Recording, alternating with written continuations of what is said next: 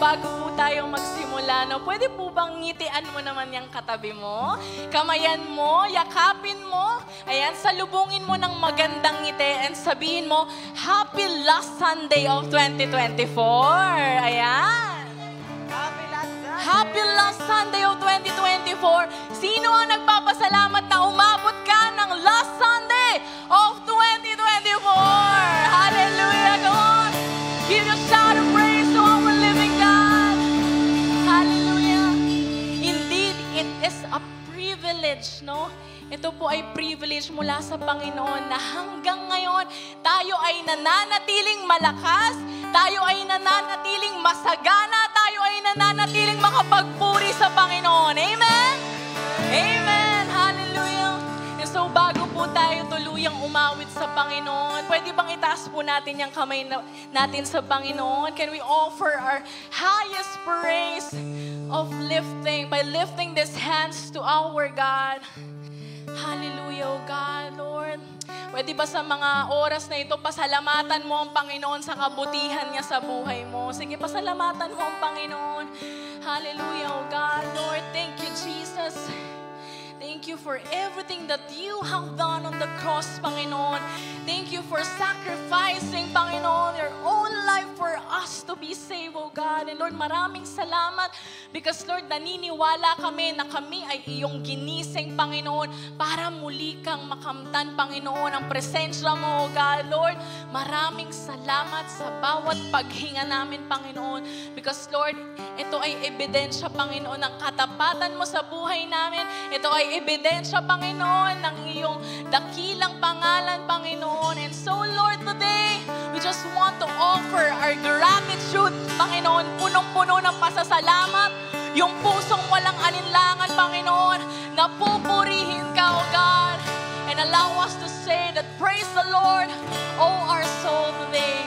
O God, Lord, tonight, today, O God, Lord, hayaan mo lang kami, Panginoon, na damhin, Panginoon, nalasapin ang sarap, Panginoon, ang presensya mo because, Lord, in your presence, we can find, Panginoon, the true meaning of this life, Panginoon, our purpose, our call, Panginoon. And Lord, sa umagang ito, Panginoon, touch every hearts, Panginoon. Allow us na maging grateful kami sa lahat ng meron kami, Panginoon. Because lahat ng ito ay dahil lamang sa grasya mo, God. Lord, to you be all the glory and all the praises of your children today. In Jesus' mighty name, and everybody shout, Amen! Hallelujah! Sige po, palakpakan natin ang Panginoon. Let's celebrate the goodness of our God. Hallelujah! Oh! Oh! Woo! Hallelujah! He has done great things for us. And so we will come to worship and bow down. Hallelujah! Lahat ng may hininga, magpupuri sa Panginoon. Come let us worship the King. Come let us bow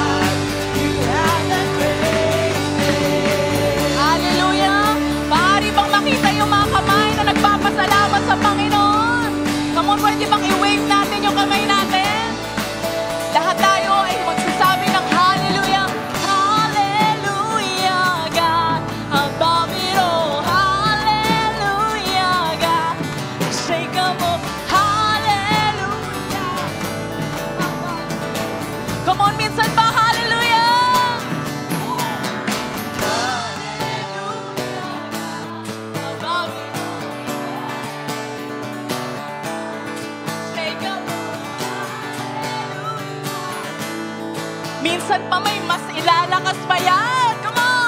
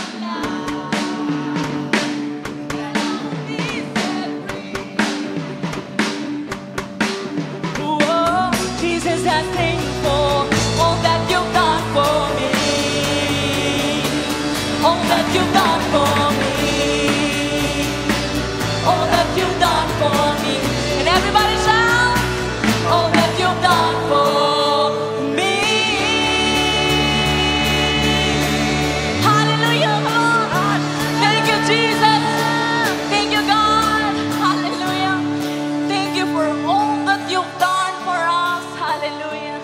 Sino po ang nagpapasalamat sa mga kabutihan na ginawa ng Panginoon? Can you shout, hallelujah? In 1, 2, 3, we shout, hallelujah! Hallelujah, God. Panginoon, hanggat kami ay may hininga, oh God, hindi kami titigil purihin at sambahin ang Diyos na banal. Panginoon, na nag-provide, oh God, na nagpagaling, Panginoon, na nag-sustain, nagpalakas, Panginoon, sa amin. And so, today, church, bago po matapos ang taon, no, huwag nating hayaan na hindi natin itataas itong mga kamay natin sa Panginoon. Huwag nating hayaan na na matapos itong taon na ito, na hindi natin pupurihin at aawitan ng Panginoon. And katulad ng Salmo ni David, it says here in Psalm 150 verse 1 to 6, maaari bang sabay-sabay po natin i-declare yung malakas na papuri? Praise the Lord! Praise God in His sanctuary! Praise Him in His mighty heaven! Praise Him for His acts of power! Praise Him for His vast greatness! Praise Him with the sounding of the trumpet! Praise Him with the harp and lyre! Praise Him in timbrel and dancing! Praise Him in the strings and lyre! Praise Him in the let everything that has breath praise the Lord! Come on! Praise God! Hallelujah!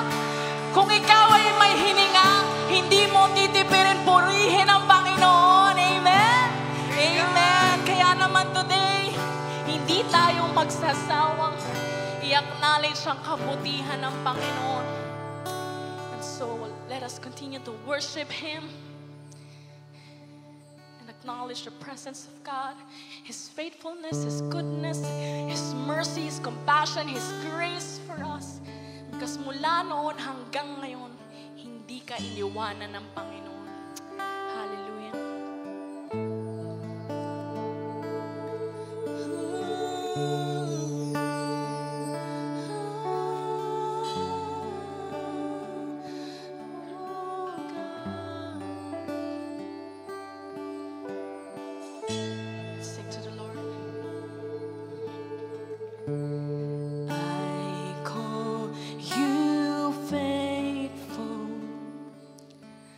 The promises you've kept and every need you've met, Lord, I'm so grateful. You were with me every step, and I never will forget. 'Cause when I think of how you blessed me, how your hand has never let me go, never let me go. You have been so good to me. God, I can't believe how you love me. What a friend you have been. So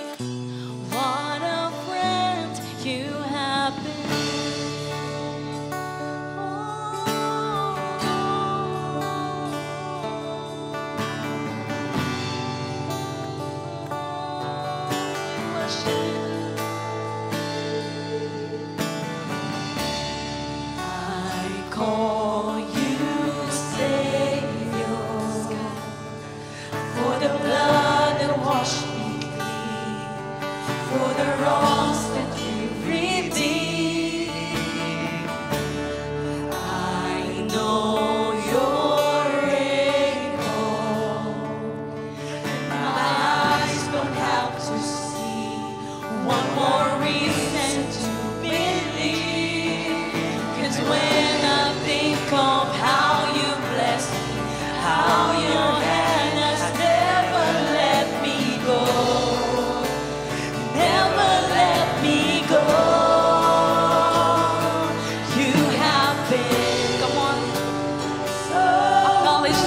goodness of the Lord. God, I can't believe how you love me. What a friend you have been. So good to me. God, I can't believe how you love me. What a friend you have been.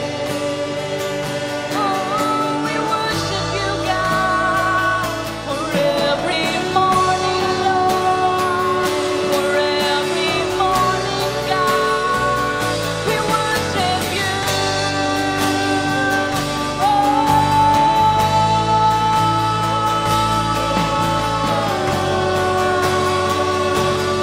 Come on, let us all declare for every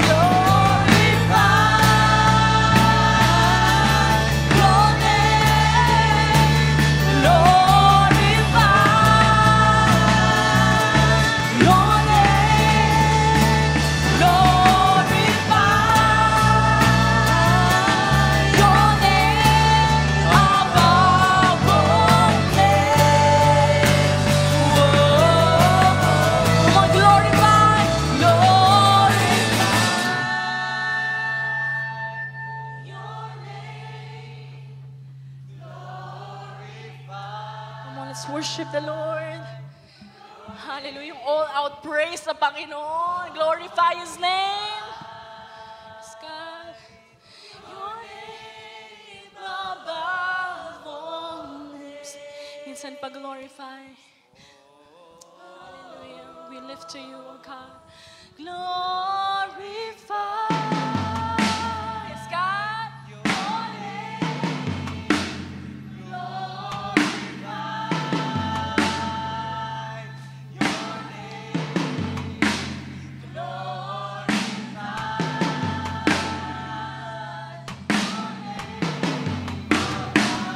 All days.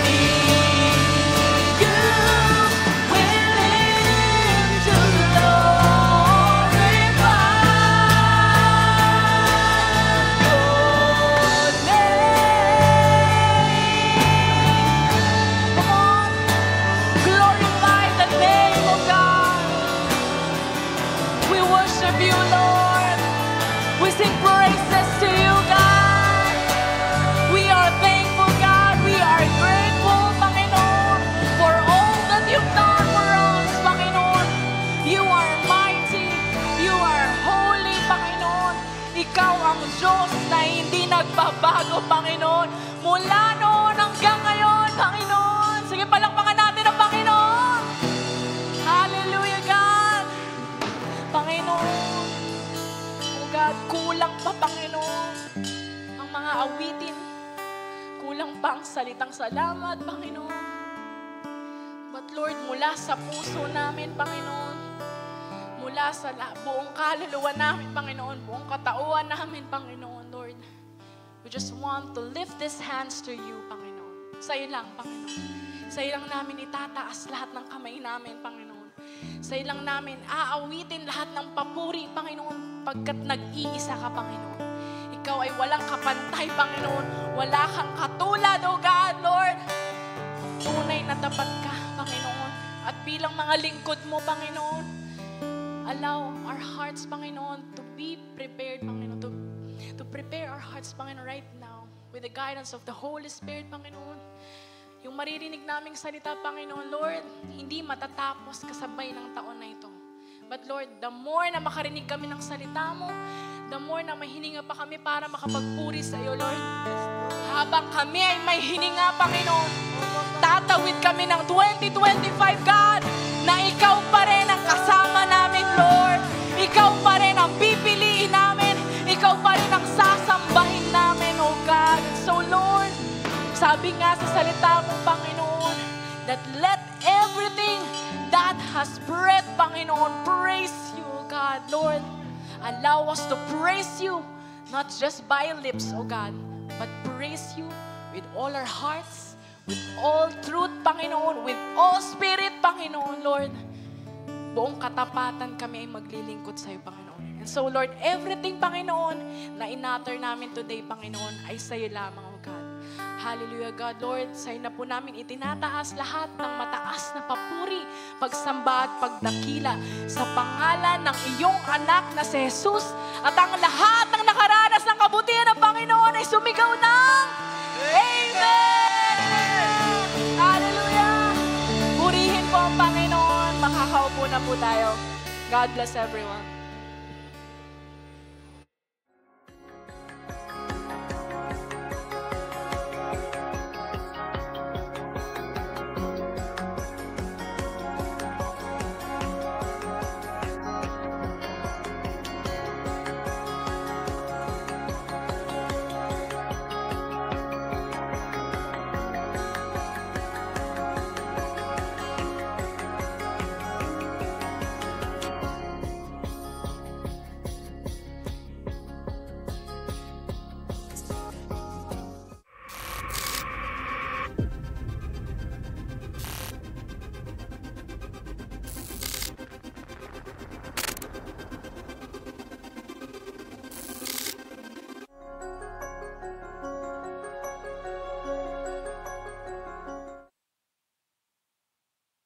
Praise God. Good morning sa bawat isa.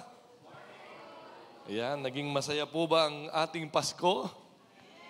Maraming aginaldo. Amen. Ang pinaka-aginaldo natin ay ang ating Panginoong Hesukristo na nagiging dahilan of that celebration. And so, tayo po ay naghahanda na para sa ating New Year naman. Ayan.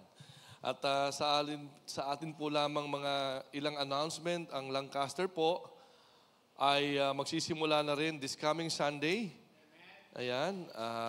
Yan po ay January 5, 10:30 a.m. to 12 p.m. And as I have presented last time, meron po sila mga fellowship, may eating fellowship, and may mga trainings na po to prepare in conquering the whole of Lancaster City.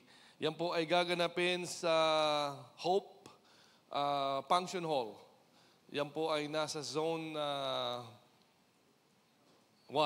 Yan, Zone 1. Yan. Kung papasok ka ng Lancaster, pagdating mo sa Rotonda, no, kakaliwa, lalagpasan muna natin yung time, yung square, and then yung MC, tatawid ng tulay. Paglagpasan tulay, kakanan na, no? Ayun, yun. So mga taga-bandang labas ng Lancaster at yung mga taga-loob, alam na po nila yon kung saan.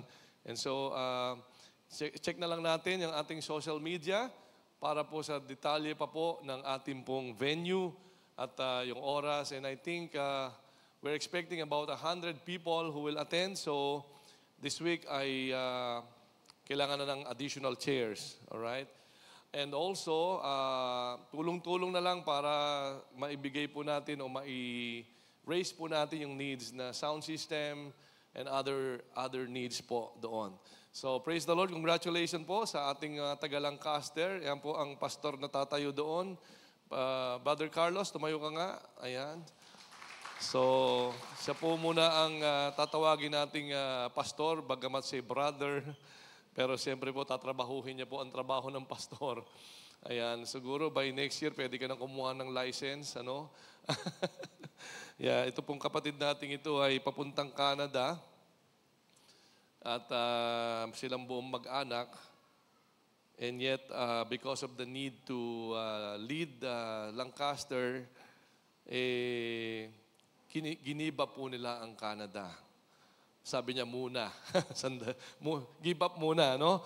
And they would try to do a online transaction na lang daw muna. But of course, we thank the Lord for that kind of commitment.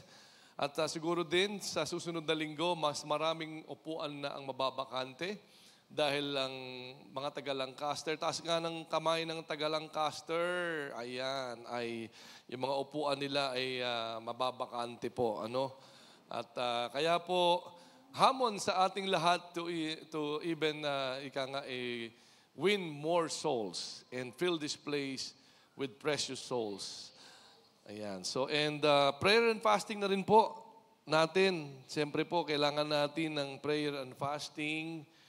Lahat ng gagawin natin bago tayo gumawa ay dumulog sa Panginoon. Idulog natin lahat. And just want to share with you, out of the many lists na ginawa ko po, may isa lang na prayer request ako na hindi pa tinutugon ng Panginoon. Because it would definitely require a supernatural intervention. But I'm still praying to the Lord na mangyayari po din iyon. But I'm so thankful to the Lord kasi 99% ay naibigay na po ng Panginoon. Palakpakan naman natin ang ating Diyos. Ayan. Ano po ba ang gusto nyo sa 2025? Ayan, pwede na po tayo maglambing sa Panginoon. Siyempre, samahan natin ng panalangin, ng fasting, and that would start on January 6, Monday, and will end on January 11, Saturday morning, para po sa ating programa na ito ng prayer and fasting. So we will be giving our announcement for the detail po ng paano po natin to gagawin and what should be our goals and other guidelines po natin. Ayan. So siyempre po ngayon ay siguro alam na po ng lahat ang mga naganap na pangyayari sa ating pong National Overseer, ang Senior Pastor po ng Church of God Dasmariñas, Pastor Anthony Velasco ay pumanaw na po noong December 25. Ano po? Siya po ay nakaburol sa Dasma Arena since Thursday. Tama, no? Kasi December 25 is Wednesday. Yeah, and ito po ay matagal na palang na sabi ni Pastor Anthony sa kanyang may bahay, si Gigi, our department head ng Worship National, noong 2016. So they have a serious talk, an intimate talk, and sinabi ni Pastor Anthony kay Gigi, I'm not going to live longer, sabi niya. So kaya pala minadali niya lahat, ang training, ang paghahanda, ang programa, and so lahat na-establish, natapos na lahat. May isa na lang sana, pero mukhang matagal na pagtatayo ito, yung arena. May arena po na pinaplano si Pastor Anthony ngayon. Nandun na muna siya sa Dasmariñas Arena, na kung saan ay doon na po pumupunta yung mga mag-view. And even this afternoon, 3 o'clock, may service po doon. Pero may service din po tayo. Ayan, kasi nalito yung kanina. Because of course, we wanted to support the family of Pastor Anthony, sila G, sila AJ, ang kanyang anak na si Denise and si Abby. Si Abby po, ako po ang nag-dedicate pa noon. Dalaga na rin. And of course, ang mga apo nila and wife ni AJ, si, ano nga bang pangalan ulit? Oo, si Gian. Yeah. So anyway, so kaya po, kung makakapunta po, ay maaari pong pumunta. Bukas na po, mamaya po kasi after the service, mga 4 p.m., ililipat na po siya sa Manila Memorial Dasmariñas. Doon na rin po siya ililibing kinabukasan ng 9 a.m. So still you can visit kung wala na po sa Dasma Arena. Mas maliit na nga lamang po kasi napupuno po yung arena. Puno ng tao. Kaya po ililipat naman doon kasi para kinabukasan wala nang hindi na po mag-cause ng traffic at nasa loob na lang po yung paglilibing. Ano po. So siyempre po ay nakakalungkot pero napaghandaan pala lahat ito.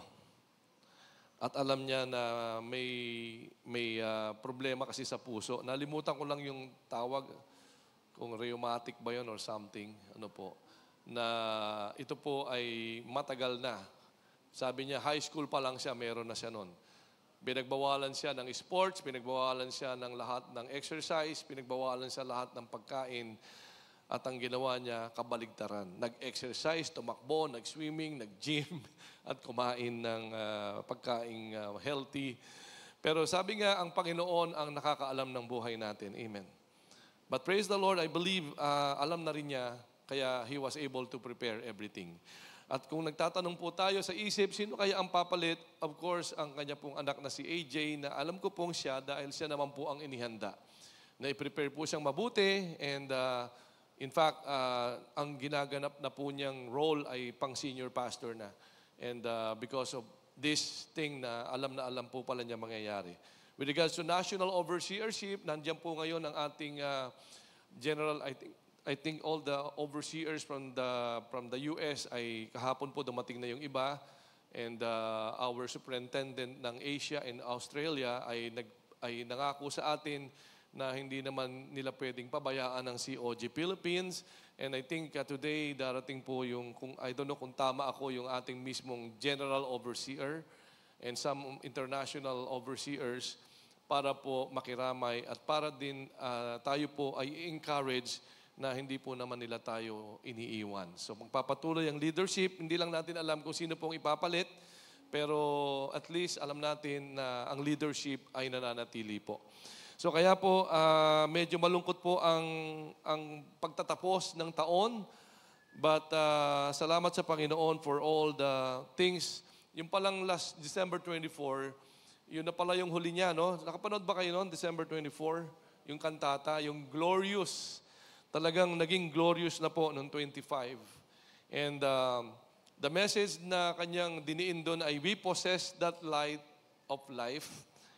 And ang word niya, huling word niya is remain.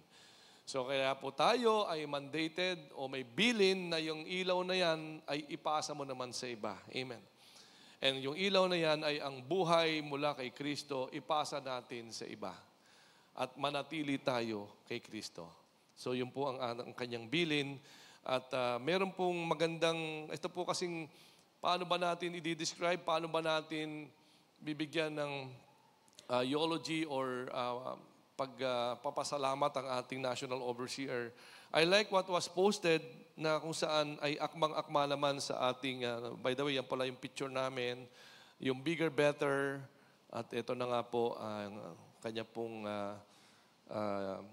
picture naman sa kung saan November 5, naging 60 years old na po siya and hanggang November 25, 2024. So, tuwan-tuwa na siya makagamit ng senior card at nailibre pa niya yung ating Asia and Australia Pacific overseer dahil may discount na po siya. But anyway, ito po yung yung summary or yung bumubuo po ng mga patungkol po sa kanya. Sabi ng ating isang pastor from the north to our beloved National Overseer, thank you for the life you have lived. It is a foolish life. You have emptied yourself in our behalf, COG ministers. We salute you forever. You are an inspiration that we will always look into, even to the future. We are honoring you. Your stand for righteousness is exemplary. Your passion for souls and for His kingdom is outstanding. Your love for God is fiery. You have exemplified great fear of God by honoring Him, and everywhere you go. You have fathered so many and mentored them. We love you. We will never forget your legacy. We will continue to model you to the next generation. Napakagandang mga salita at nawa ito rin ang maging inspirasyon o maging aspiration po natin na maipagpatuloy po natin yung legacy, yung mabuting halimbawa, yung pagiging mabuting niyang leader, pagiging isang mabuting ama at mapagmahal na kaibigan. Sapagkat ako po mismo ay naging witness kung paanong sa maraming pagkakataon ay nag-uusap po kami, maraming crisis, siyempre pinagdaanan kami sa buhay. And since the time, lagi po kaming nagkikita at nag-uusap. At ang pinakahuling crisis nga ay nung may mangyari po sa ating church at kung saan hindi ho niya ako tinantanan hanggat hindi maayos ang lahat. At sabi niya, papadala na ako 3 pastor dyan. Sabi ko, teka muna. May mga homegrown naman tayo na gustong tumulong. And praise the Lord, ay meron po naman tayong 8 tinitrain na magiging pastor ng COG Imos. Amen. Ayan. Siguro gusto lang nating magamit din ang kanyang buhay. Siguro almost 40 years na rin siya na nagpapastor. Hindi na masama. Ika nga, parang ang dami niyang nagawa for that period of time. And probably sa ating buhay, maging inspirasyon na makapag-reflect tayo. Siguro ikaw ay bata pa naman, yung iba naman ay siguro ay medyo may edad na rin, pero hindi pa naman huli ang lahat kasi po ang Diyos naman natin, sabi nga hanggang may Diyos, may pag-asa. Amen. Ayan. And siguro ito rin ay isang reflection na rin, paano ba tayo nabuhay itong 2024? Kapag dumating din ba ang kamatayan natin, ay ganun din po kaya ang madidinig natin na ang mga tao ay napahanga sa iyo, na-encourage sa iyo, na because of you, they were strengthened in the faith and that they saw Jesus in your life. So, paano po kaya ang ating naging buhay? Nawa, kung hindi man ganon, itong 2025, maaari naman siguro na sa nangyari sa buhay niya at nagawa niya sa buhay niya ay maging gabay natin ito at halimbawa natin ito na pwede naman pala na tayo po ay mag-exemplify. Ibig sabihin, yung pong kanyang itinatag actually na tagline po sa atin ay yung pong excellent culture, culture of excellence. Yan po, na kung saan dapat lahat ay excellent. Ayan. At siya po mismo ang nanguna dito. And I believe itong lahat naman na ito ay pwede po tayo namang mapasa atin ng culture of excellence, the spirit of excellence, itong 2025 sapagkat God is with us. Ayan. Alright. Amen. God is with us. He is behind us. He is in the midst of us. And He is before us. Because God is the same God yesterday, today, and forever. And He will be our God sa 2025. Salakpakan po natin ang Panginoon.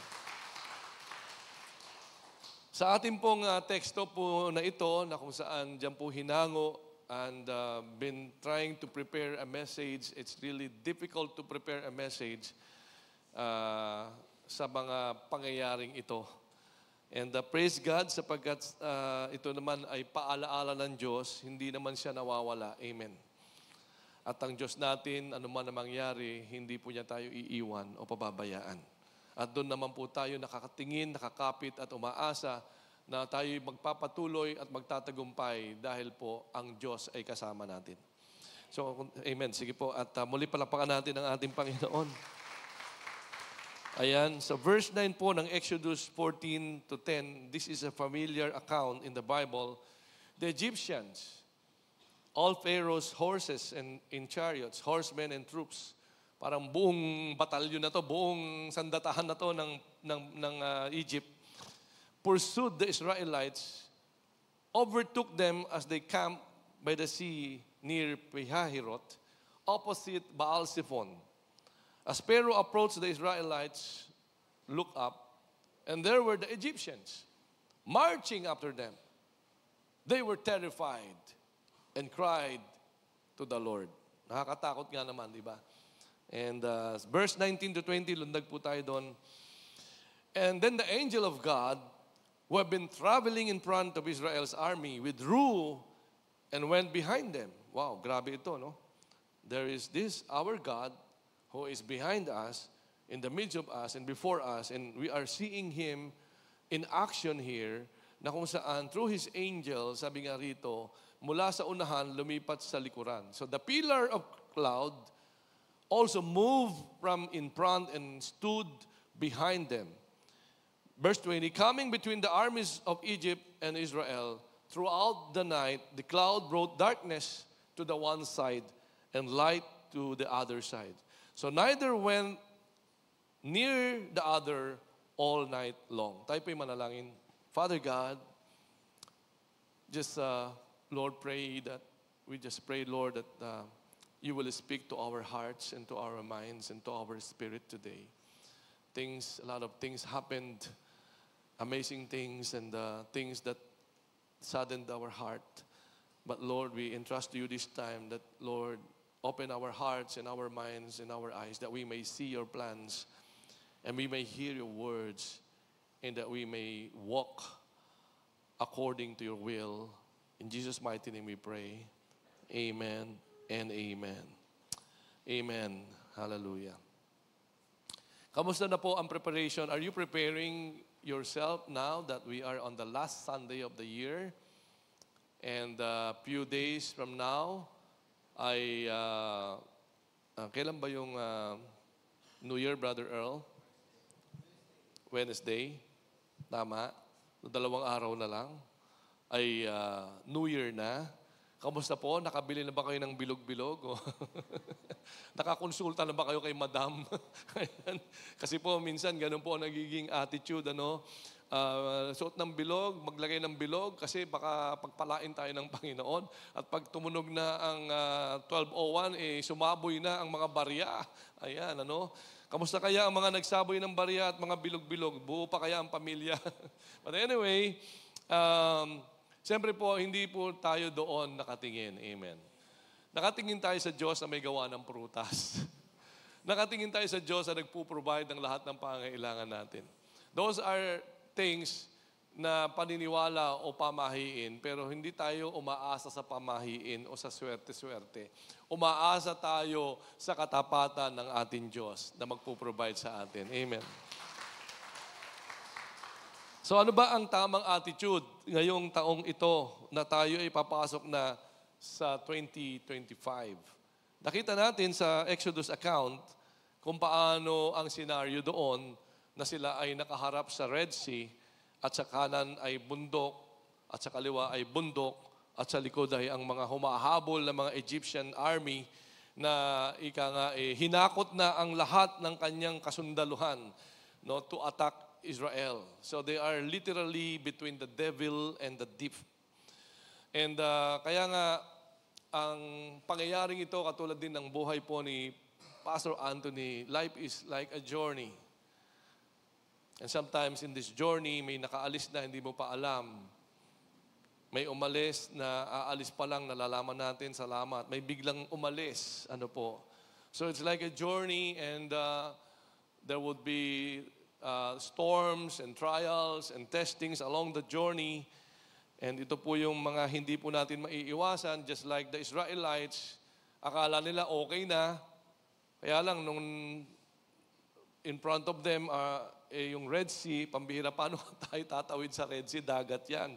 And paano tayo aatras? Andun nakaharang yung mga Egyptians. Paano naman natin aakitin ang bundok na yan? Ang tatarik, pambihira, at may mga bata pa. So, ito po ay, looks like an emergency. Probably in our situation right now, you are in between of living the 2024 and looking at the 2025 and wondering what would it be sa the year 2025. And ito po yung mga katotohanan na ating titingnan ngayon sa book or account ng Exodus. And makikita natin sa account na to ang 3 great truths na praying makatulong po sa atin as we are preparing ourselves to enter the year 2025. So kaya nga muli, tingnan natin ang verse. Ayan. Sa verse 19, tingnan uli natin. Sabi rito, ayan, all Pharaoh's horses and chariots, horsemen and troops pursued the Israelites, overtook them as they come near Pihahirot, opposite Baal-Zephon. Kung wala lang akong picture niyan, dati may picture ako niyan, pero imagine mountain sa left, mountain sa right, Red Sea sa harap, and pursuing Egyptian army at the back. And so wala silang pupuntahan, and they were terrified. And I don't know with you, sabi rito po kasi sa ating first truth, ano po, yan, first great truth, some of our greatest enemies are not those that confront us, but those that pursue. Paano po ba ito? So probably just like what happened to the Israelites, they thought, okay na kami. We are already on the move. We are now moving forward. Pero suddenly there is this big blockade or hindrance na parang imposible yata kaming makamove forward pa. I don't know sa atin kung ano po yung nangyayari sa atin. Probably some of us, sabi nga rito, are pursued by fears, complexes, hindi na maintindihan, halo-halo na ang mga humahabol sa atin, frustrations, phobias. You know, when we are growing up, magmula sa ating pagkabata, childhood, definitely there are some phobia, no? Yung mga trauma, kung paano ka tinrato ng parents mo, ng kuya mo, some bad experiences when you are a child or growing up. And of course, na-experience natin yung ilang fears, na-experience natin yung ilang mga frustrations, and all these things, parang multo. Papasok ka na sa 2025, naalala mo pa yung January 2024, naalala mo pa yung other years in the past na nag-cause sa'yo to be weak and nag-cause sa'yo to not focus and have this doubt in our hearts, and not being able to fulfill or to reach our goal because of the past. It's like a ghost hunting us and following us, para mga army ng ng mga Egyptians. And now we are about to enter 2025.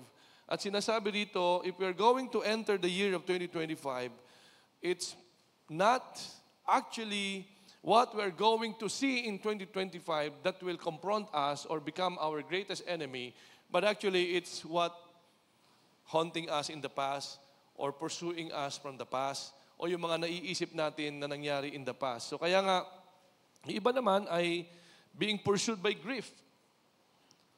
So masyado tayong nalungkot, masyado tayong nagdalamhati at yet ito pong lahat ng ito ay naging dahilan that you stop pursuing and you stop dreaming and probably you stop moving and parang, it happens to all of us bilang tao. May mga senaryong ganyan na tayo po'y sobrang hindi makaget over.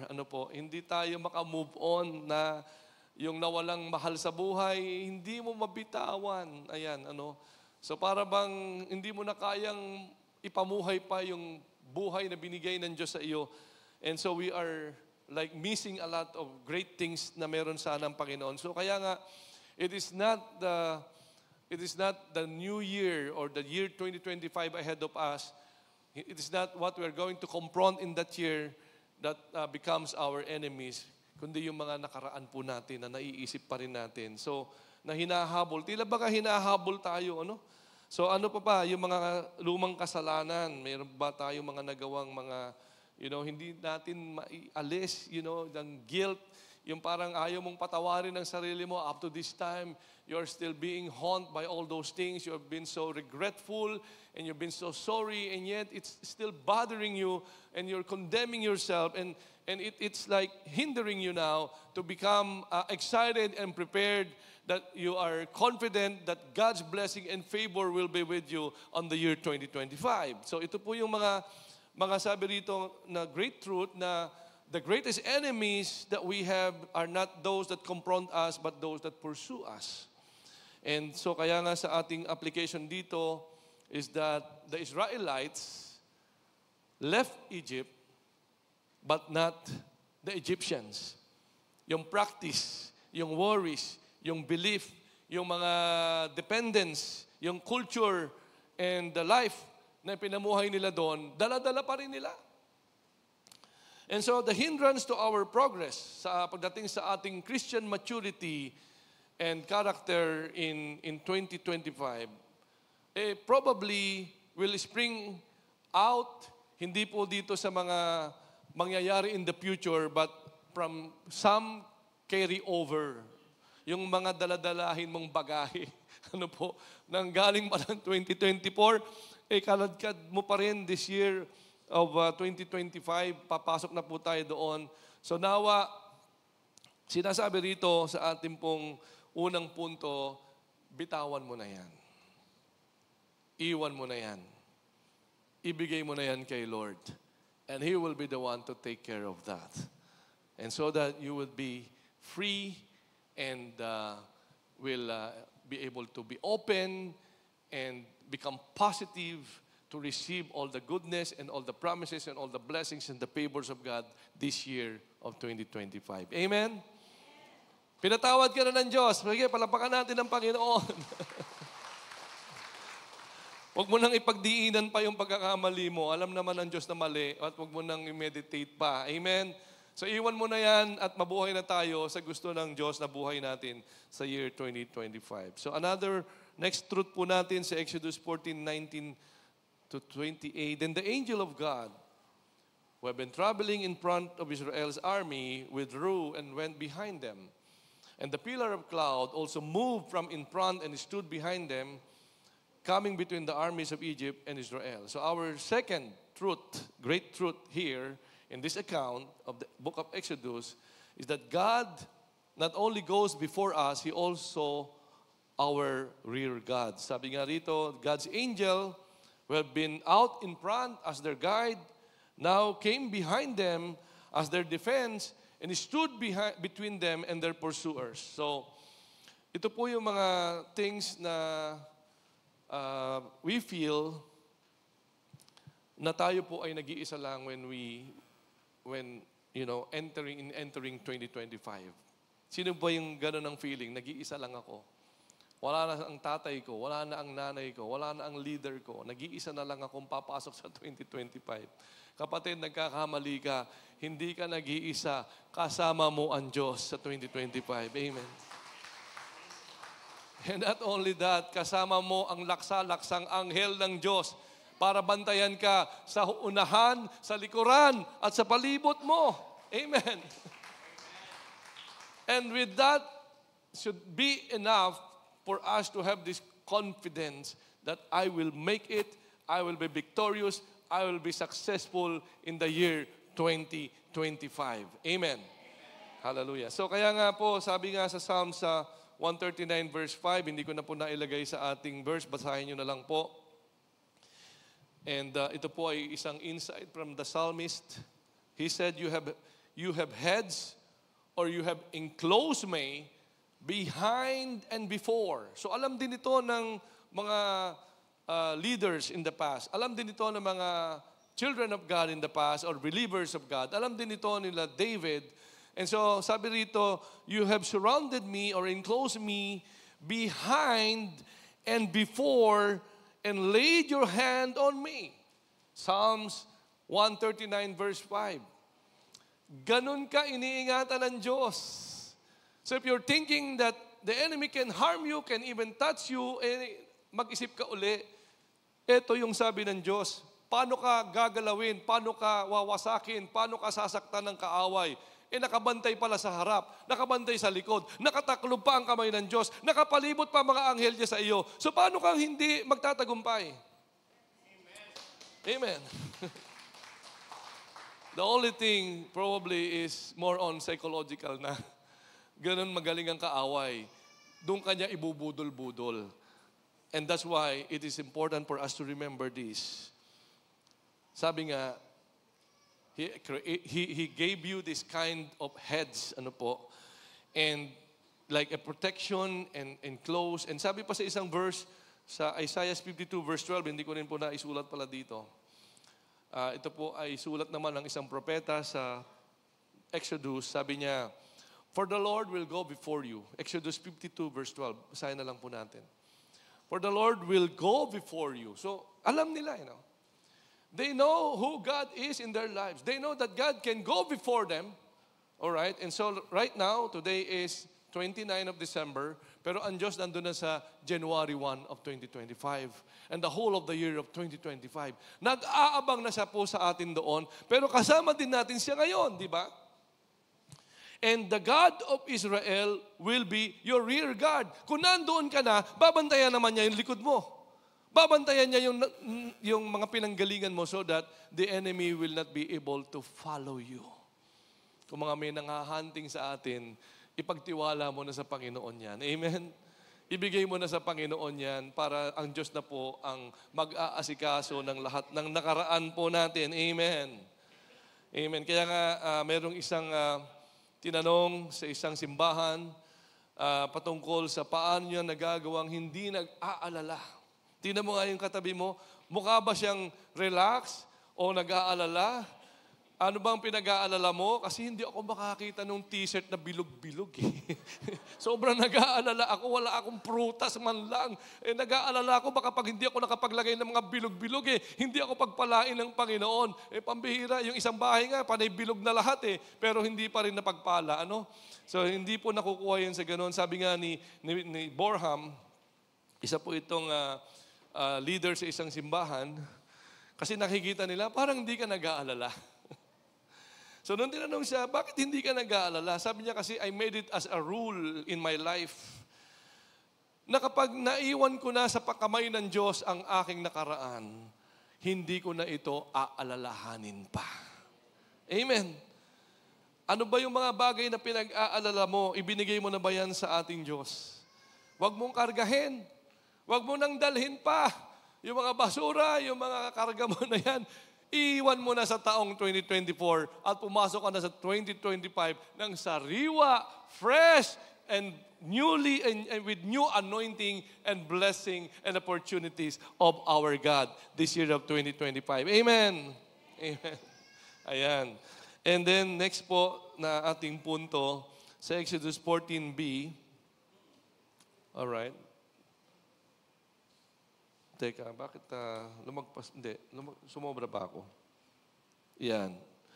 Throughout the night, the cloud brought darkness to the one side.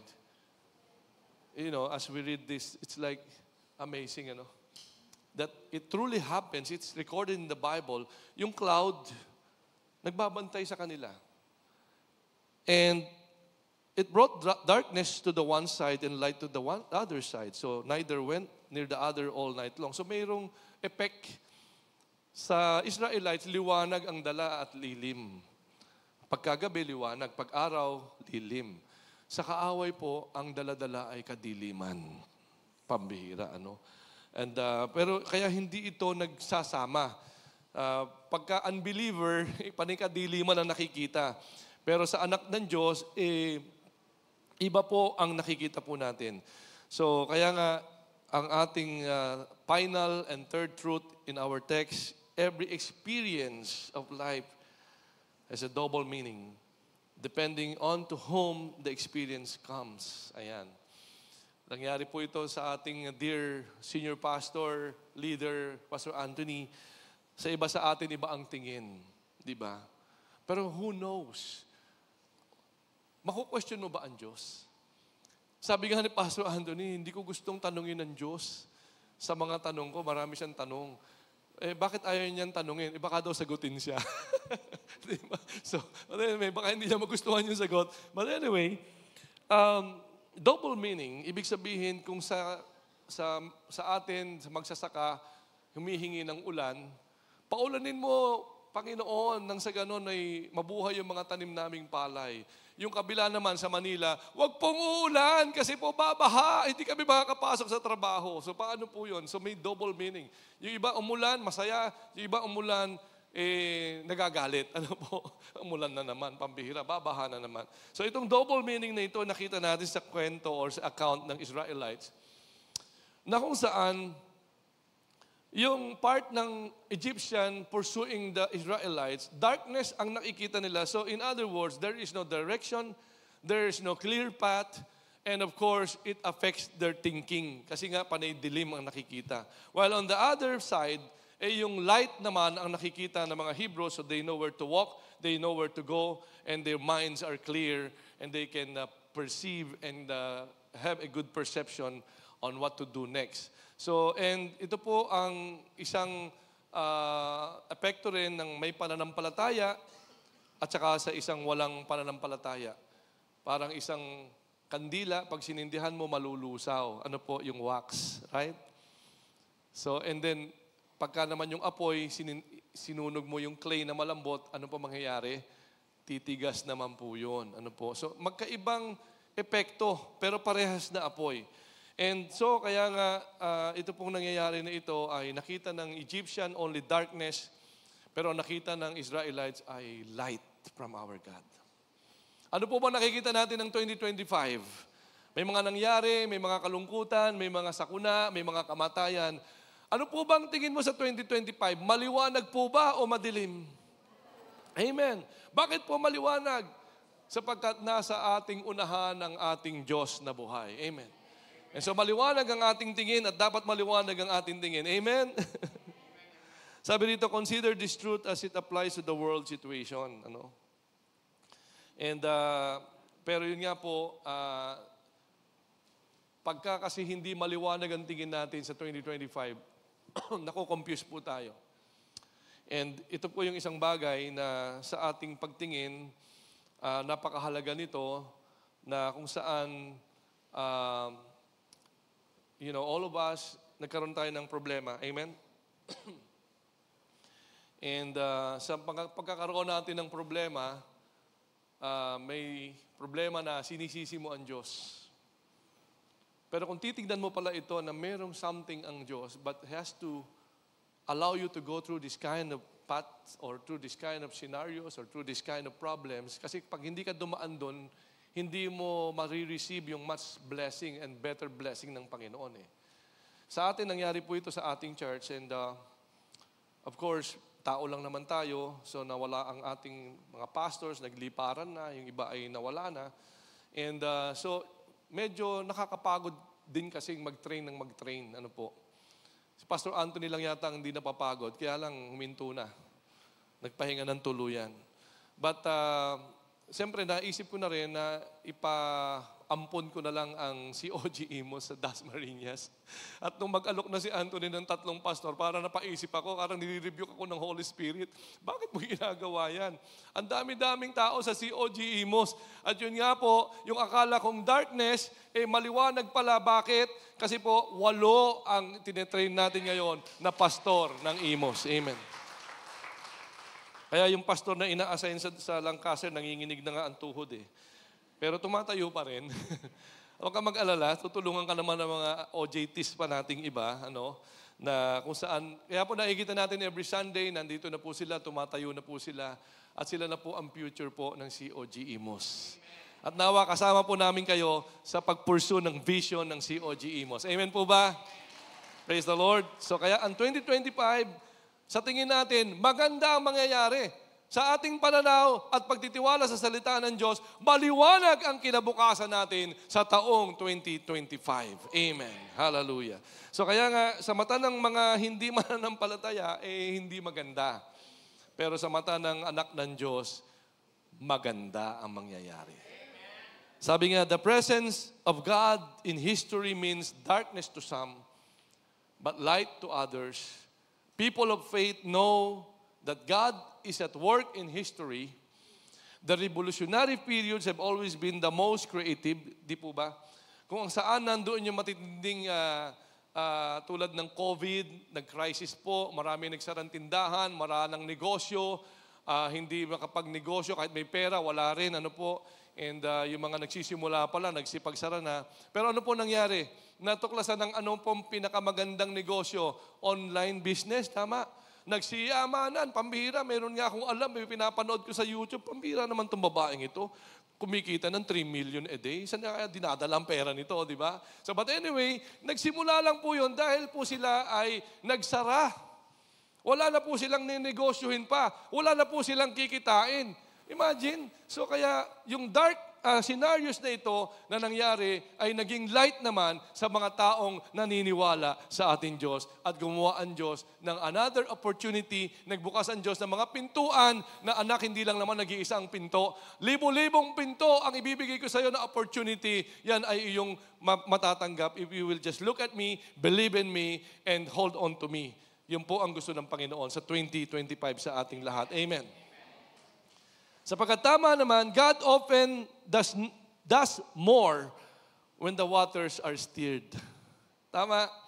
Pag nagkakape ka, meron akong kaibigan sa US, order kami sa Starbucks, lalagyan ng sangkatutak ng asukal, maraming mga, yung mahilig siya sa powdered milk, tapos hindi niya hahaluin. Tapos iinumin niya, matabang, dagdagan uli ng asukal, gatas, iinumin niya, matabang na naman. Hanggang halos mapuno na, pwede na to. Pambihira. Pero pag hinalo mo, siyempre kahit konti pa lang, mag-iiba natin planon, di ba? Pero sa buhay po natin, pagka binulabog ka ng Diyos, alam mo yung binulabog? Sa Dasma may kaping binulabog eh. Yung inistir ka, yung inalis ng Diyos yung mga comfort zones mo. Yung inalis ng Diyos yung mga inaasahan mo. Yung inalis ng Diyos yung opportunity sa'yo. Inalis sa'yo yung mga nakatingin ka na doon, umaasa ka na doon, nagtitiwala ka na doon. Biglang inalis ng Panginoon. Binulabog ka, kapatid. At sabi dito, God often does more when the waters are stirred. Mas marami palang ibibigay na creativity, mas marami palang opportunities, mas marami palang himala, mas marami palang gagawing intervention ng Diyos kapag ka may bulabog o mayroong steering na nangyari po sa buhay ng bawat isa sa atin. Amen! Kaya tumingin tayo sa ating Diyos at makikita natin kung paanong ang liwanag na ito ay katotohanan na magaganap po sa susunod nating buhay sa 2025. Amen. So, sabi nga, consider the afflictions thou, disappointments and tragedies. Kasi po, ito po yung isa sa mga kadiliman natin eh. Na kung i-double meaning natin yan, oo nga, meron nga tragedies. Oo nga, may mga afflictions, may mga disappointments. Para bang itong mga Egyptians, sila po ay panay kadiliman, panay kamalasan ang nakikita nila, pambira. Para bang itong asawa ni Job, sa Book of Job, na sabi niya, nung nakita niyang panay namatay lahat ng anak niya, nasunog lahat ng kanyang kabuhayan, ninakaw ang kanilang mga properties, sabi niya sa asawa niya kay Job, sabi ng asawa ni Job, sumpain mo na ang Diyos at mamatay ka na. Sabi ganun, pambihira, Curse God and die, sabi ng asawa ni Job, pambihira. Job 2:22 verse 9. Bakit? Wala siyang makitang maganda sa kamatayan. Are you seeing good in death? May nakikita ka bang buhay at blessing kapag nagsasara ang tindahan, kapag nalulugi, kapag na-hospital, halos wala ka nang ipambayad, kapag ka nagkakaproblema ka sa anak, nagkakaproblema ka sa iyong relasyon sa iyong asawa, meron ka bang nakikitang maganda doon? Siyempre panay, pangit eh. Hindi maganda at ayokong papasok ako sa 2025 na madilim pa rin ang buhay ko. Pero pwede namang sa tingin ng isang mananampalataya ay maging maliwanag ang iyong tingin kasi buhay ang Diyos, sasamahan ka niya at pagpapalain ka niya at siya magbibigay sa iyo ng tulong at aayusin niya ang anumang sigalot o problema. Ipagtiwala mo lang ito sa ating Panginoong year 2025. Amen. And one is consider the fact of death. Kaya nga po kay Pastor Anthony, sabi, parang ang bilis naman. And, pero kung isipin natin, 60 years old na rin po yung mama. Almost 40 years na rin po siya naglilingkod. Hindi naman po mabilis na yon. Sa military nga, pagdating mo ng 20 years in service, pwede ka na mag-retire. Yung mga kaiswela ko nga, 57 years old, nagtatravel na lang, nag-golf na lang, at nagpapasarap na lang sa buhay. 57 years old, retired na po sila. Ako po ay 60, nakalimutan ko na yung 15. Tuloy-tuloy pa rin, di ba? So, sabi sa Ecclesiastes 3 verse 19, ito yung isip ng mga tao na hindi nakakita ng liwanag ng Diyos. Man's fate is like that of the animals and the same fate awaits them both. As one dies, so dies the other. So parang ang tingin nila, ganyan lang ang buhay. Mamamatay ka lang, tapos wala na. Parang isang hayop lang. So, pambihira. Pero ano po ang sagot ng mga anak ng Diyos? O ang pananaw ng mga anak ng Diyos? Sa 2 Corinthians 4:16, ang sabi, therefore we do not lose heart. Namatay man si nanay, namatay man ang aming tagapag-breadwinner, namatay man ang ating leader, sabi dito, we do not lose heart. Though outwardly we are wasting away, yet inwardly we are being renewed day by day. Kahit na may ganoong klaseng pangyayari, may kamatayan na nangyari sa ating buhay, sa ating kamag-anak, sa ating minamahal. Pero sa loob natin, may pagbabagong nagaganap every day. And then sabi sa 2 Corinthians 5 verse 1, now we know that if the earthly tent we live in is destroyed, we have a building from God, an eternal house in heaven, not built by human hands. So kung sakali man na mangyari ito, alam natin, this namang body talaga will not live here on earth forever. Tama? Psalms 90 verse 10, ang sabi ito doon, ang buhay ay 70. So kung umabot ka ng 70, pasalamat na tayo, nakakota ka na. Pero pag umabot ka daw ng 80, medyo trouble na pag hindi ka, kasi healthy ka, kaya umabot ka ng 80. Pero pag umabot ka ng 90, ang prayer request, Lord, kunin mo na ako. Ayan. Iba na ho ang usapan noon. And tayo po, maliwanag pa rin sa atin ang lahat kahit na may kamatayan, kahit na may inilibing, kahit na wala nang pinakamamahal natin. Kasi alam natin, temporary lang ito, kapatid. Pansinin mo yung katawan natin noon, ang balingkinitan, mga lang kulubot, and walang kulay-kulay ng buhok, buo ang ipin. Pero anong itsura natin pag tumatanda na? Nagbabago na po yan, di ba? Kaya nga may beauty parlor, yung mga makeover. Pero the reality is, hindi mo ito maaasahan na bubuhay itong katawan na ito forever in this lupa, in this earth. Hindi forever na kasama mo si nanay, kasama mo anak mo. There are those na pwedeng kuhanin na bata pa lang. There are those na gusto mo nang ipakuha, ayaw pang kunin ng Lord. Diba? So, iba-iba po ang senaryo ng buhay Diba? Pero ang importante, aalis tayong lahat dito. Una-una lang. Sinong gusto mauna? Wala namang gusto mauna. Father Earl. Anyway, so, but a promise of eternal home, eternal house, built by God Himself, that what await us.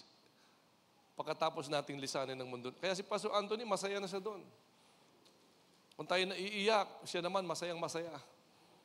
Siya wala nang iintindihing pambayad ng building, pang training ng mga workers, wala nang iintindihin ng mga Meralco, mga water bills and mortgage, wala na. No? Si AJ na lang yata. Anyway, Tayo po, meron pa, magtatrabaho pa rin, gigising pa rin, papasok ka pa rin, haharapin mo pa rin yung traffic and this life, haharapin mo pa rin. Pero salamat sa Diyos, isang araw, matatapos din itong lahat. And we will be leaving this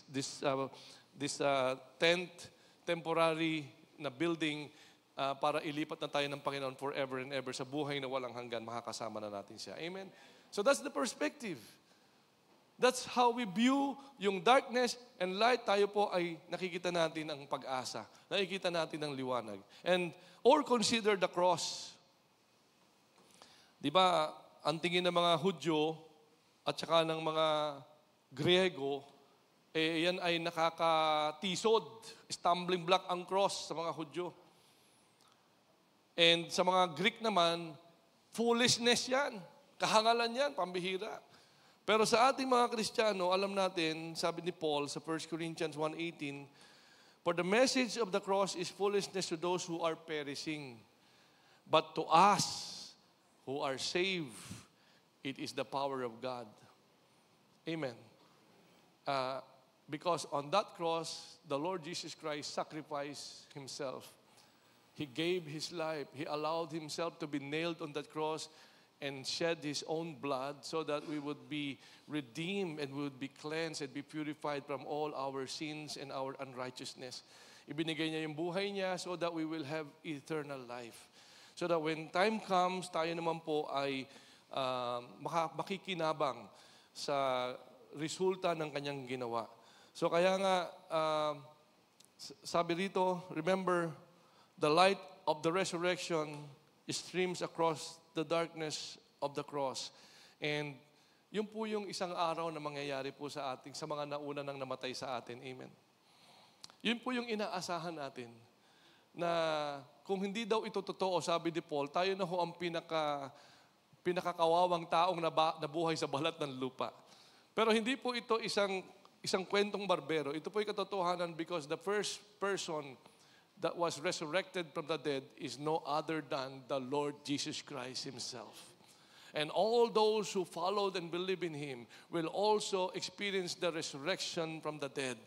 And kung sakali naman, wala na pong resurrection from the dead, kundi in a twinkling of an eye, at the sound of the trumpet, we will all be changed. Suddenly, yun po yung rapture. Pagka nauna pong dumating ang rapture, di salamat, nakatipid na tayo, wala nang punerarya, wala nang bayad sa lupa, libing, at wala nang iintindihin sa mga pag-aasikaso tungkol sa mga namatay. So kaya, sa atin pong pagpasok sa 2025, sabi nga sa ating conclusion, dalawang bagay. As God gives us the grace and the faith, let us close the door of 2024 on all the Egyptians of temptations and evil habits and old grudges. Hello? Yung mga samaan ng loob dyan. No, sabi rito, sarahan mo na ang pinto na yan. And iwan mo na yan kay Lord. And sins, yung mga kasalanan na yan, may S po yung sin na to, marami po, no? Again, God can shut the door if we trust Him. And let us take courage and go on. The past is God's, the present is God's, and the future is God's, and His power is greater than all.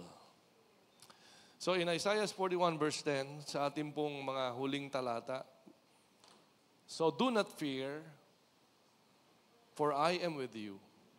Do not be dismayed, for I am your God. I will strengthen you and help you. I will uphold you with my righteous right hand."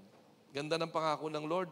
Isa pa, sa verse 13, "For I am the Lord your God, who takes hold of your right hand and says to you, do not fear.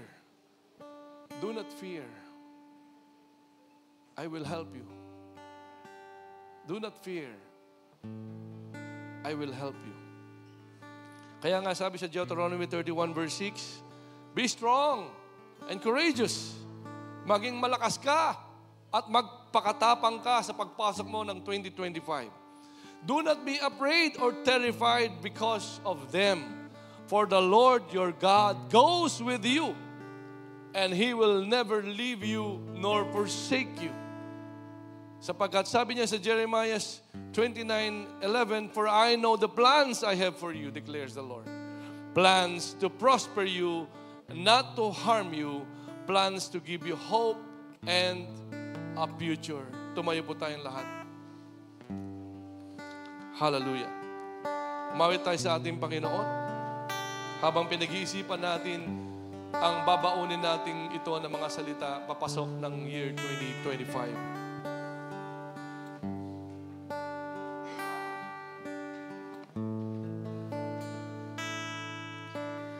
You make all things new as you make all things new, and I will follow you forward. You make all things new, yes, you make all things new, and I will follow you forward. You make all things new, yes, you make all things new, and I will follow you forward.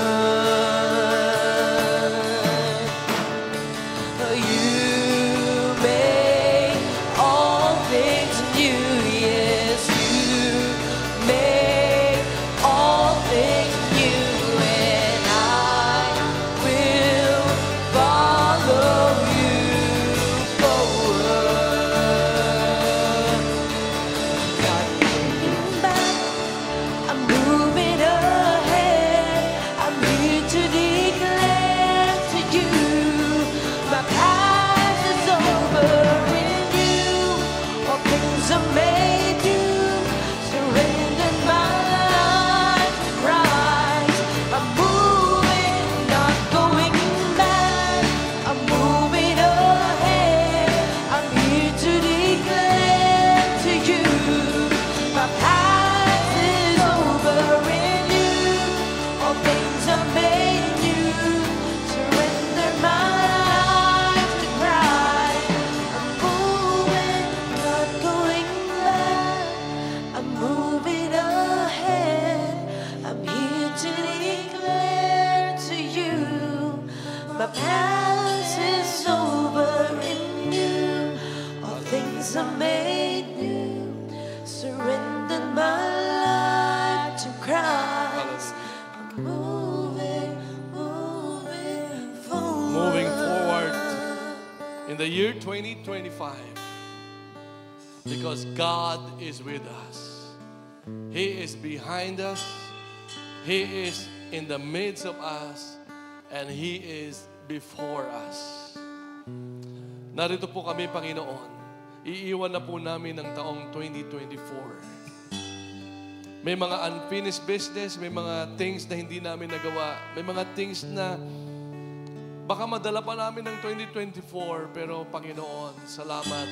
Gusto mo, iwan na namin ito lahat sa 2024. At ang amin na lamang dadalhin ay ang aming sarili na may bagong pananampalataya.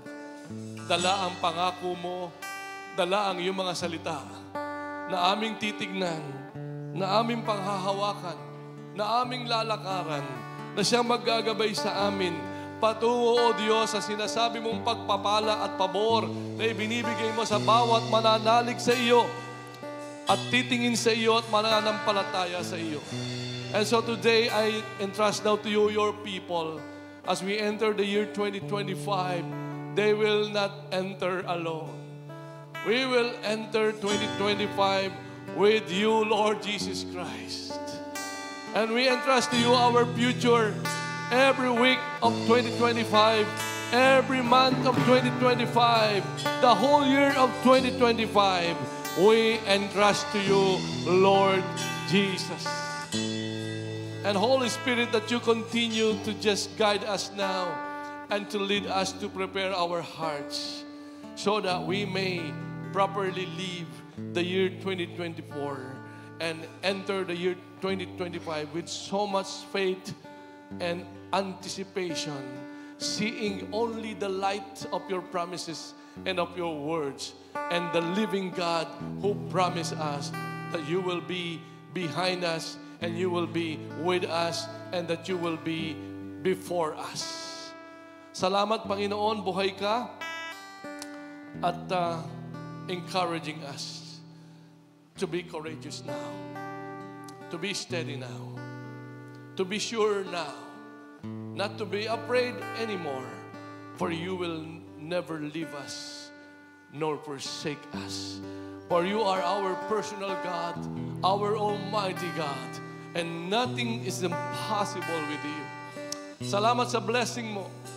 Ngayon pa lang, we are receiving that assurance of your word, of your blessing, of your favors. Ngayon pa lang, we are receiving, oh God, all this goodness of yours, oh Lord. All these provisions of yours, oh God. All these new opportunities, new blessing, oh God. Lord, in the name of Jesus, Lord, we receive all these blessings. Blessings of prosperity, blessings of healing, oh God. Blessings, oh Lord God, of excellence. Blessings, oh Lord God, of joy in our hearts.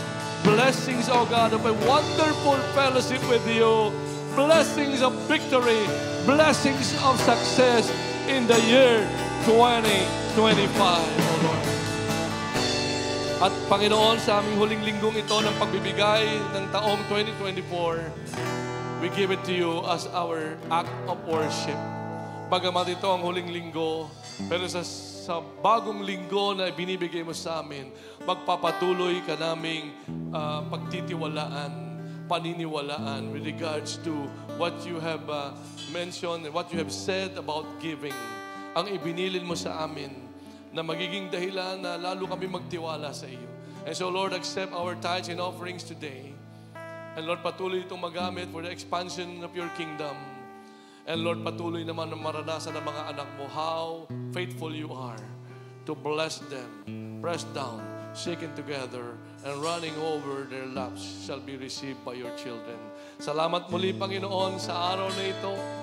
Panginoon, salamat sa bagong taon ng 2025, panibagong buhay, panibagong pagpapala. Maraming salamat sa pangalan ni Jesus. And everybody say, Amen and Amen. Have a happy, blessed 2025 to all of you. God bless you all. God bless you all. Ayan, God bless everyone. See you again next year. Ayan, advance Happy New Year po sa ating lahat, of course. Sa susunod na taon po, we are inviting everyone to join us with our prayer and fasting sa second week po. Ayan, yes po sa lahat.